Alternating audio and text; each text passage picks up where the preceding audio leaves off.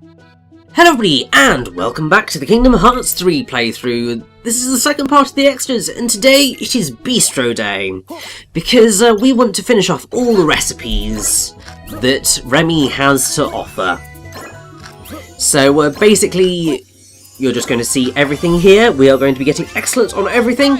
You will probably also still see a few failures throughout this, but I definitely made sure to sort of keep it as somewhat concise as possible.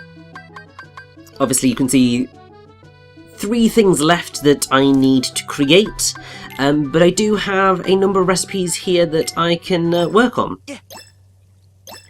So basically, in order to get the Keyblade from here, you only need to complete the main menu. You do not need to complete the special menu. However, completing the special menu nets you, I think, meals that will give you better buffs, I think, if you decide to eat them.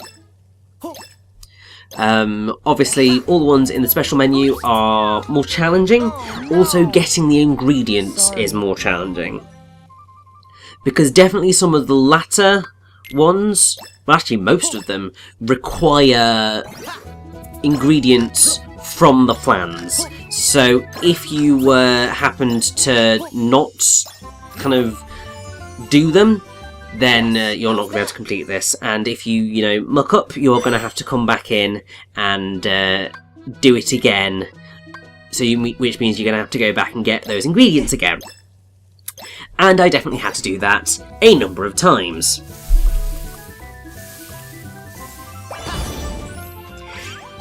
But my main plan was, let's go in, let's see what we can do with what I've got at the minute, get as far through this as I can, and then I'll worry about getting all of the other ingredients later. It maybe wasn't the best tactic, because it did mean that I did have to play the Olympus Cherry Flan a number of times in order to ensure that I got all of the ingredients that I needed, because I did things like this where I completely mucked it up and then I got a good but I didn't get an excellent, and I wanted an excellent on everything, god damn it.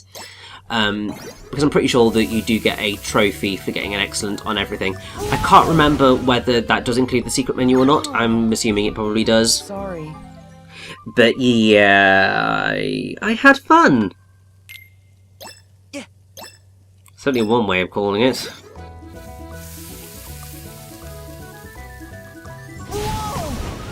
Yeah, I just really liked burning Sora's face off. It's moments like these are just quite embarrassing. But it's okay, because this one should go a lot better. So, with that, what I'm also going to do is, because some of the things, some of the meals that we haven't gotten require ingredients that we actually haven't gotten, I am going to go out and show you where you get those ingredients, or ones that are perhaps a little bit more difficult to get, because you can get a lot of ingredients from the shop, but not all of them. So basically, in our Le Viande, which, I'm sorry, I'm actually going to have to look up what Le Viande is. I should know. Oh, it's meat. Of course it's meat. So yes, the entrees, potage,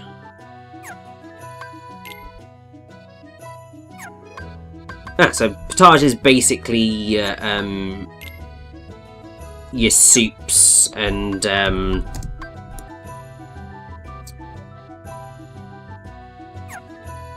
thick liquids, basically your broths.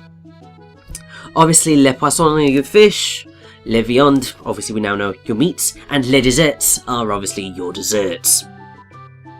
So I mean, I've not got many missing items on our menus here, we've got 2 desserts, and I believe we've got 3 on the main menu. That's okay. All we need to do now is go on a delightful ingredient hunt. Now, the key ingredients that I know I am missing is the portobello mushroom, which you find from Arundel, which is, it's a bit annoying to actually find. So I'll definitely be showing off where you get that one. Right here I was going through, right, let's see, what ingredients am I missing, what do I need to pick up, and then I need to go get them. Now annoyingly, quite a few of the ingredients that I need are ones that you can only find in certain specific areas, and one of those is in the 100 Acre Wood. Annoyingly, there is no quick way to get to the 100 Acre Wood, I believe, other than going into Twilight Town and to the book. So that's exactly what we're going to do.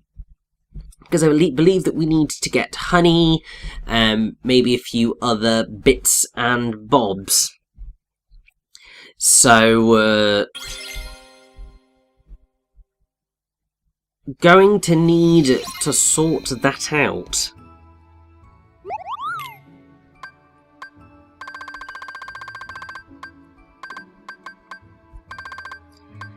But yes, at this point it was also just like, right, I'm just going to purchase everything. Like, as many of everything as possible. I don't necessarily need to, but yeah, I'm going to anyway because I just want to make sure that I have easily more than enough ingredients to achieve everything that I absolutely need to. So, we should be good with sort of having ultra stocked up on most of this stuff. But as I said, there are a number of dishes which require those specifics. The one of note, and the one that is probably one of the most challenging to get, if only because, you know, you've got to do all of the fantastic flans, is the final dish of the secret menu. And that one is a particular challenge because you need to get an item from every single fantastic flan. I can't remember whether it's multiple from every single fantastic flan, but you do need at least one of every single fantastic flan. So if you muck up, you're going to have to do it all over again, which is delightful. Some ingredients. Here I was just like, right, let's just see whether that's gotten us enough stuff in order to get any of these meals. I don't believe that it has. I believe that we do have to go hunting a little bit more. Yeah, as you can see, missing eggplants. Probably could do with a few more zucchinis, because I have zilch. So, those definitely need doing. Definitely need some garlic, because I don't have any of that. And there is that mysterious ingredient, which is the portobello mushroom. So I definitely need to go pick one of them up. And as I said, that is in Arundel. Then for the salad, we need some basil, because obviously I don't have an excellent on that. I want excellent on everything. So we need to get some basil. We need blood orange. We also need a lobster.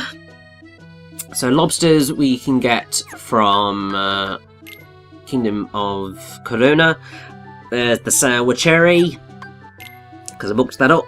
We need some honey, joy, and then oh, so it's not just one, but you do need, oh no, it is one of every single ingredient. So yeah, I did have to go back and replay through multiple of the fantastic plans. I'm not going to show those off because obviously you have literally just seen all of the fantastic plan missions. You don't need that again. Other stuff?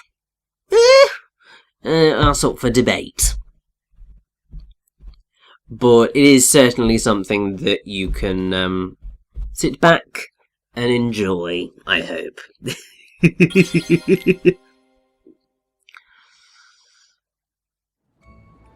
So I believe that actually quite a few, as I said, of the ingredients we can get from 100 Acre Woods.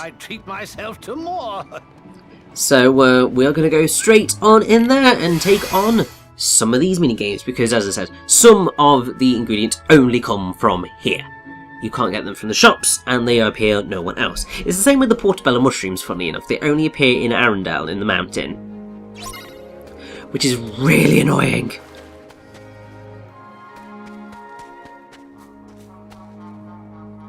Sora, did I tell you a very distinct symbol caught my eye while I was doing the wash? Great, thank you, Rabbit. Already got it, thank you. So yes, if you want to get honey, you want to go to the flower garden. I can't remember what you get, what I need from the vegetables, but we'll figure it out. But we're going to be spending quite a bit of time, not a huge amount of time, but a bit of time in the 100 Acre Woods.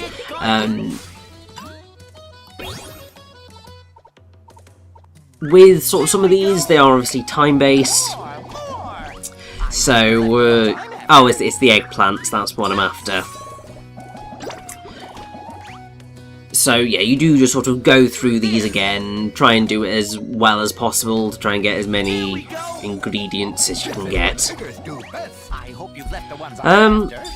But since, you know, that's all of that, and I'll talk more about how you get to the portobello mushrooms when we get there, I suppose that now is probably as good a time as any to begin to go slightly more in depth with the ending of Kingdom Hearts 3. So, the first thing that I I think particularly want to talk about is the treatment of Kairi in the end game. And if there is one thing that I have to criticise about the ending of Kingdom Hearts 3, it is the treatment of Kairi. Because in Kingdom Hearts 1, she was full-on damsel in distress. It was the early 2000s, we were very much in that frame of gaming. Fine. Kingdom Hearts 2, she was once again damsel in distress, but she was given a bit more agency. She obviously got her Keyblade, did some fighting, not that we saw much of it.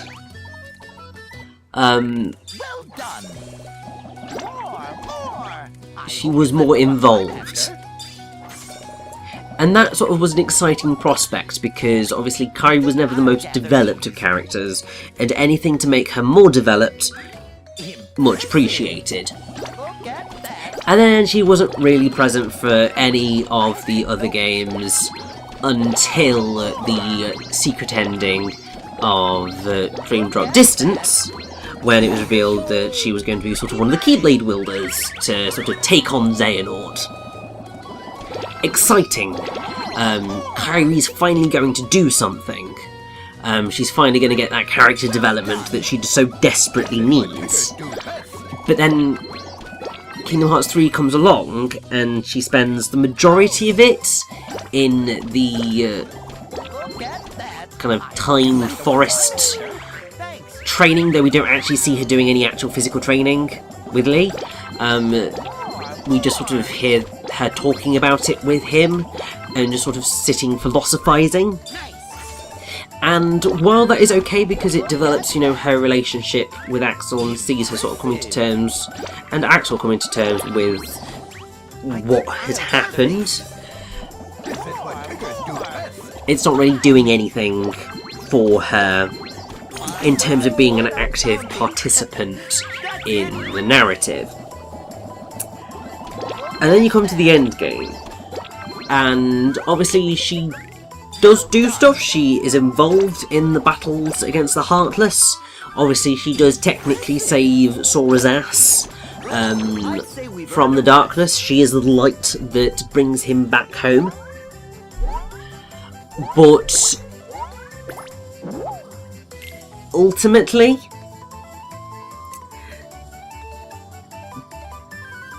that doesn't really do much when you get to the sort of final stretch, where obviously she has her battle alongside Axel and Sora against Shion and Sayax, and sort of Xemnas, but not really Xemnas. And obviously she is one of the weaker characters in sort of that fighting, along with Lee. That is fine, that makes sense. Only recently learning how to use the Keyblade. This is okay. But then she gets kidnapped. And that's the last we see of her until Xehanort murders her right before the final string of battles. And that does just leave me feeling very frustrated, because Kairi, I think, has been the single character that everybody has wanted to see do more over the years. Also, oh look! Fu, Ryan, Cypher. Hey! Also, you do just need to examine these to get the things, not take photos of them. But yeah. This one's gonna be fun. So, you've got that whole thing that she does nothing. And in the end, all her character amounts to is damsel in distress again. And I do think that it does her really dirty. We brought some ingredients. Because there was potential there. Take a character who was a Princess of Light and who fitted into that more damsel in distress role, make her something more than that. But they didn't. They just sort of fell back onto the stereotypes, and it just sort of ends up making her whole arc seem flat and, well, I mean, as non-existent as it actually is. And I suspect that part of what Nomura was trying to achieve was an Aerith getting murdered by Sephiroth moment, but I don't think that it has that level of impact, because we really don't spend enough time with Kairi throughout the entire game to have that level of connection with her, I suppose. Like, Kairi's death there has absolutely none of the impact that Goofy's, quote, death, unquote, has in Kingdom Hearts 2. Obviously, you know that he's not actually going to be dead, but that has a much bigger impact because you spent an entire game and a half, at least, with the character, and to sort of have that, oh god, they've actually gone there, that has impact. The same with Aerith in Final Fantasy VII. Obviously, you spend a good chunk of time with her as a character. She is in your party, she is an active participant in the narrative. So to take that away has an impact.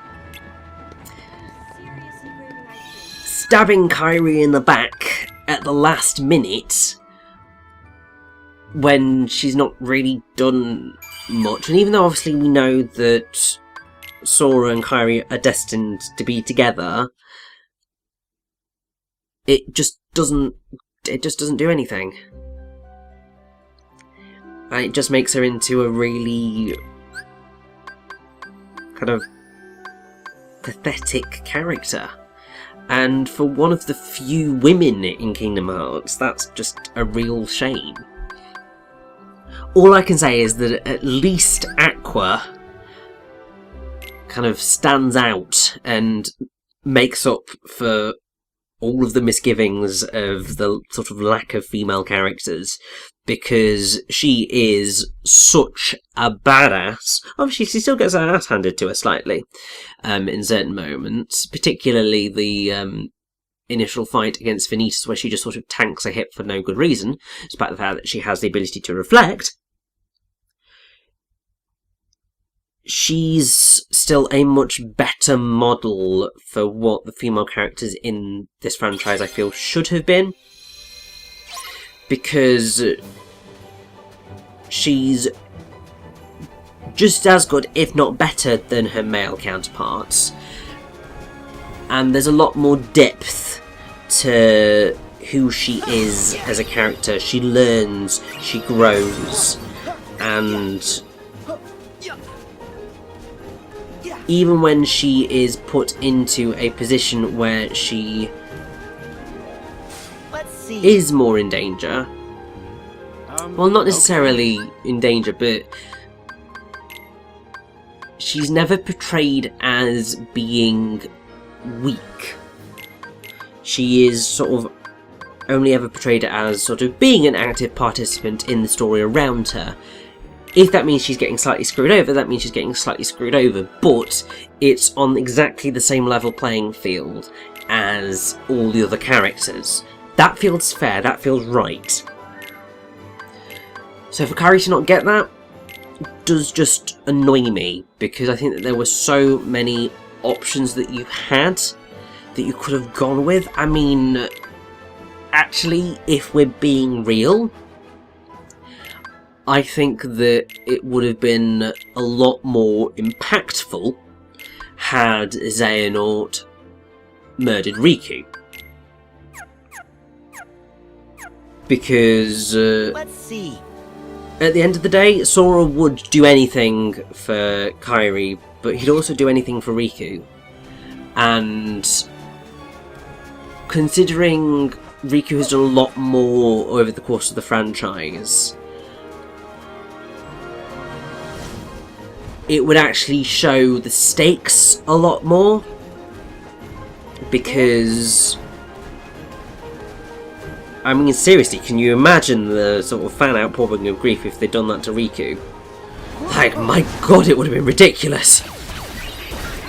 But you can see what I mean by it would have been, I think, a lot more successful in garnering what I believe they were going for. But I will say that outside of that issue, I am very happy with the rest of the ending of the game. I think that sort of the clarification of Xehanort's plan is really quite nice. I know some people are sort of under the impression that it's retconning his whole ideology, like the whole all things begin in darkness and also end. I don't think it really does retcon it, because, I mean, if you look at all about the secret reports throughout the franchise, it's always been quite clear that there is something more to his approach to find out sort of what is beyond Kingdom Hearts. And I think it just further adds to the grey area that suits kind of villains, I think, a lot more, because it makes them more complex, it makes them more interesting, because if their motivations are perhaps a little bit more pure than you might have expected, then it becomes kind of a question of morals, and do the ends justify the means no matter the cost. And that is something that I do find as a really fascinating narrative thoroughfare. Obviously the fact that with Xehanort we do basically just get it right at the end, just as he's about to pop his clogs, maybe a bit questionable. Probably would not choose to do it that way myself, but I do think that it works, And I do think that the end of the Xehanort saga was really quite effective. Obviously there are other things that they could have done, and there are certain narrative points that definitely still need filling in. Just keep moving. Hopefully Remind will do that. Nothing ever gets you down. And there's the portobello mushroom that we needed. It's literally just hidden away like that. That's the only way that you're going to find them. It's ridiculous. But there we go. That's how you find the portobello mushrooms. You just sort of attack these things and they appear on the ground. It's ridiculous. But yes, I think that hopefully Remind will introduce some more of those holes that currently exist. Or at least fix the holes that currently exist. Because while I don't have a problem with there being sort of ambiguities in narrative, like I will always be a fan of ambiguities in narrative, I don't think that... Well, I think that the ambiguities that exist in Kingdom Hearts could probably do with just sort of tidying up a little bit. Like, leave some of the bigger mysteries that we got, because clearly they are mysteries intended to be answered in future titles. So, the whole mystery of who is the unnamed girl that Lee and Isa became friends with.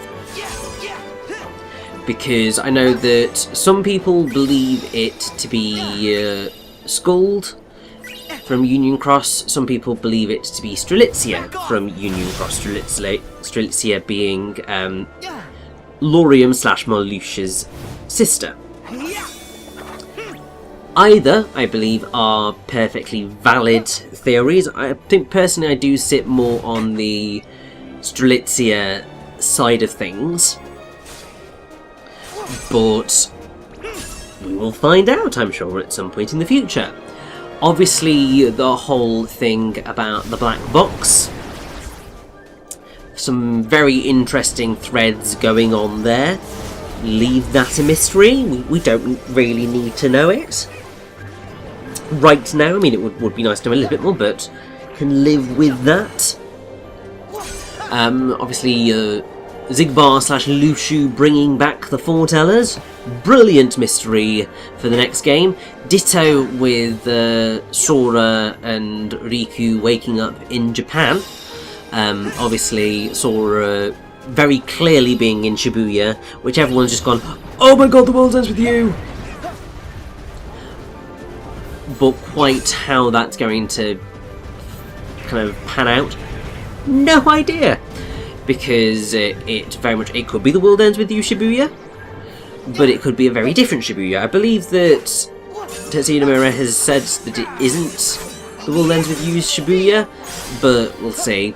But also you have the fact that Yuzora from Blomim Verum Rex appears in that secret ending as well. Is just sort of all sorts of craziness. So they're fine mysteries, I think. Also, the wild card that Luxord gave to Sora, fine, totally fine. That one, perhaps, I would have liked it to have been a wild card to use in the context of this story. I think that actually that might have been a useful thing for being the thing to be able to bring back Kairi, perhaps, or to sort of finish off Xehanort. One of those things would have been, I think, quite a successful way of tying that one up. Even though I know that it has been indicated that it's going to be helpful to get Sora back from where he ends up at the end of the game. So that one, give or take. But I think the ones that really did need answering were... Why was Shion brought back as one of the Darknesses? How did that all work? That is apparently going to be answered in Remind, but that is an answer I think we do need. A bit more about Marluxia, Larxene, Luxord, and Demyx's connection to the Keyblade War and sort of the world of Union Cross, because obviously that is a thing that really would quite like to explore, because it's briefly mentioned but not really gone into any detail. That is a thing that I think does need to be sort of looked into a little bit more at least. But I think they're sort of the key ones that I can think of right now. But with all that said, we have just completed the regular menu. And for that, we get our final star, so we are a 5-star bistro. And I think that Uncle Scrooge is going to have a little something to celebrate with us.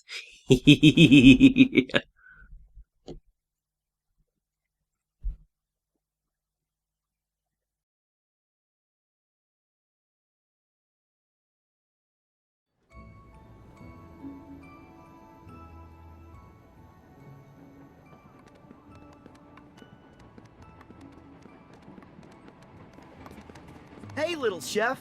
Your bistro turned out to be a big hit. Yeah, everybody in the whole town loves it. Good idea, Uncle Scrooge. Aye, naturally. But to be perfectly honest, I'm actually a wee bit surprised myself. Gosh, Uncle Scrooge, I thought you had this all planned out in advance. Wait, didn't you? Oh, I had the business side of it planned down to the finest detail. The open-air theatre, the flyers, the promo data, the whole kit and caboodle. But that wasn't enough. It was Little Chef's commitment to his craft, his desire to put smiles on everyone's faces that made the bistro a success. A heart that cares that much is like a giant magnet. It grabs you and pulls you right in. That must be why we like hanging around Sora. Don't you think so, Donald? Yeah. Aye, and perhaps why Little Chef took such a shine to you in the first place.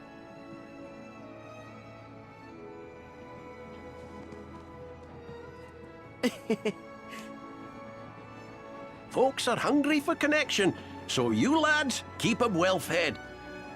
Sure thing. Right, little chef?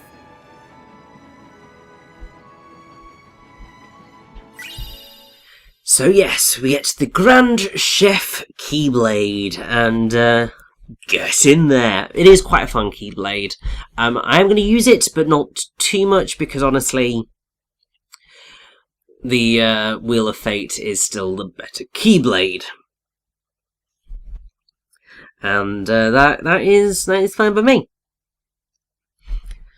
But obviously, now that we have done that, I did go back and get all of the other ingredients that I needed.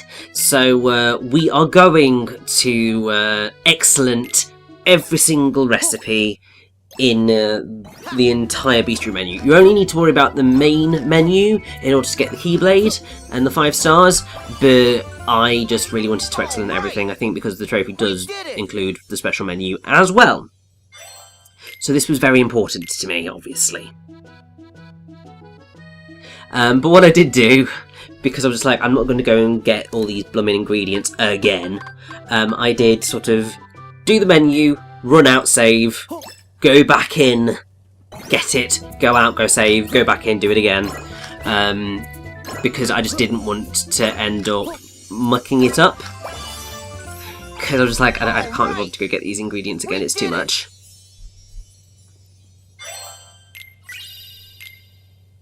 So it was a sort of stressful few moments going through all of this, especially when I get to ones like this where I'm just like, oh god. But through some very nifty edits, we're just seeing sort of the final product of getting everything excellented. And we end with 2 sets of egg breaking. Nice! So, it's all good. All right. So, what is this one that we've just made? What beautiful thing have we created? A warm banana souffle. Nice. Last but not least is the final dessert. The one that costs basically everything. Nice. And yes, this, my friends, is the rather wonderful... Come on. Tarte aux fruits that Remy made for us to begin with. And that is all of the menu completed. On to the next extra part! Woo!